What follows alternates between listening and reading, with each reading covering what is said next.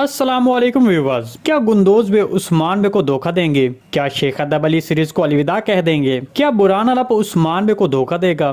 क्या कोहनूर अलब उस्मान बे का नया लप होगा? उस्मान बे एना गोल किले से कैसे बाहर निकलेंगे? वजीर आलिम शाह मारी को कैसे अगवा करेगा? निकोला के खाने के दौरान प्लेट में मौजूद खोपड़ी किसकी है? मिहाल कोशिश कब मुसलमान होगा? सुल्तान महसूद से खुफिया तौर पर वजीर आलिम शाह कौन सा मंसूबा बना रहा है? तो इन तमाम सवालात के जवाब आज की वीडियो में शामिल हैं, तो इसके लिए वीडियो को आखिर तक लाजमी देखिएगा। मगर इससे पहले आपसे गुजारिश है हमारे चैनल को सब्सक्राइब कर दें। चले हम बुरहान अलब से तजिया का आगाज करते हैं कि वजीर आलिम शाह ने बुरहान अलब को वहां से आजाद क्यों करवाया? वजीर आलिम शाह का बुरहान अलब को बचाने का मकसद क्या है?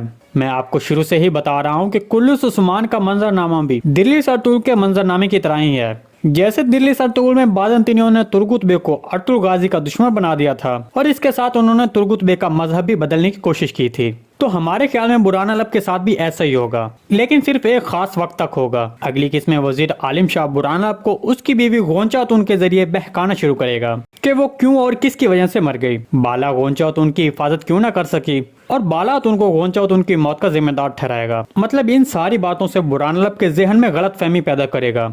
दूसरे लफ्जों में वजीर आलिम शाह बुरहान अलब को अपनी तरफ रागिब करने की कोशिश करेगा। तो हमारे ख्याल में बुरहान अलब कुछ देर के लिए बहक जाएगा, लेकिन बाद में बुरहान अलब उस्मान बे को इन सब के बारे में बताएगा।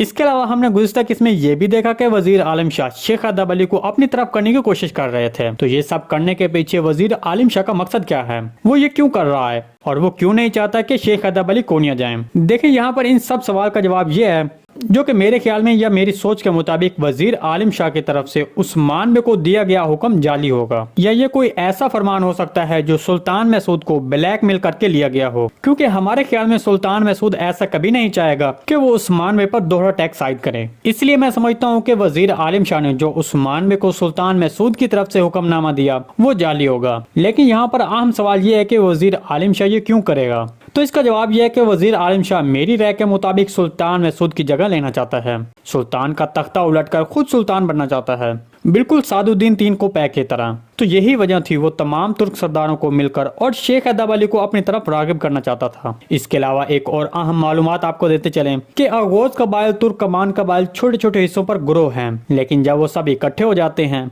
तो वो इतने मजबूत हो जाते हैं कि वो पूरी रियासत को ललकार सकते हैं और बगावत बर्पा करके रियासत को तबाह करके एक नई रियासत कायम कर सकते हैं। इसलिए यही वजह है कि वजीर आलिम शाह सुल्तान महसूद के खिलाफ अपने साथियों को और तुर्क कबाइल को जमा करना चाहता है। जैसे कि हमने आपको पहले बताया कि वजीर आलिम शाह के तमाम मंसूबे और अहदाफ सुल्तान महसूद की जगह लेना है, इसलिए वो तमाम ताकतवर हजरात को अपनी तरफ मुतवज्जा करना चाहता है। इसके अलावा उन लोगों को कत्ल करना चाहेगा जो उसकी बैत नहीं करेंगे, जो उस्मान बे की तरह सरकश होंगे। वीडियो ज्यादा लंबी होने की वजह से बाकी रह जाने वाले सवाल हम अगली वीडियो में पेश करेंगे।